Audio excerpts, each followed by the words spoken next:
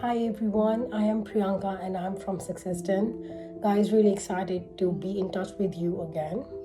In today's video, I want to give you some really important tips that you should keep in mind whenever you are doing your summarized written text.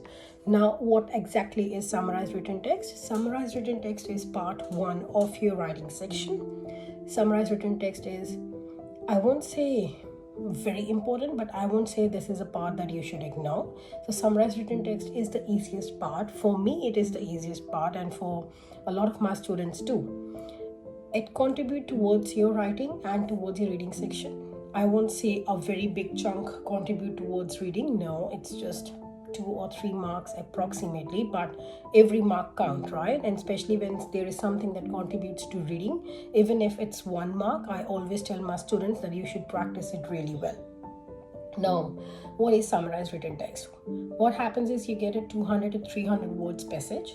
The passage is on the screen for you. You have to read the passage and then you have to summarize the passage. Now, how you have to summarize? What are the things you should keep in mind whenever you're doing this task? Very important thing, number one, the summary has to be in one sentence. Now, what does one sentence mean? It means there can only be one and only one full stop. So, what I mean to say, for example, you have started writing your summary, so you cannot make multiple sentences. All you have to do is just type one sentence and full stop at the end. This is the requirement of the summarized written text. If you don't follow this requirement, you will lose your scores. So it is part one of your form. So you get 2 marks for the form. The 2 marks for the form you can only get if you are writing in one sentence. Second thing, you have to stick to the word count. If you don't stick to the word count, you're going to lose your marks. So what is the word count? The word count is 5 to 70 words. So if you have to make sure nothing less than 5, nothing more than 70 words. So find out an ideal word count. For me, what works the best is around 60 to 62 words, because a little bit up and down won't allow me to exceed the 70 words word limit. If you are already writing 65 plus, or say 68 or 69 words, 1 or 2 words more, you might exceed the word count and then you will lose your scores. So what I said before is you have to stick to 1 line summary, and then you have to stick to the word count, 5 to 70 words with 1 line summary. Now, how can you make 1 line summary? I won't say you just write 1 line.